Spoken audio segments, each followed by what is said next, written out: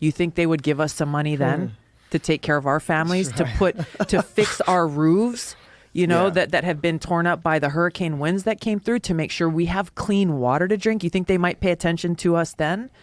And then FEMA comes out, the FEMA director comes out and does this press conference. I think it was at the White House.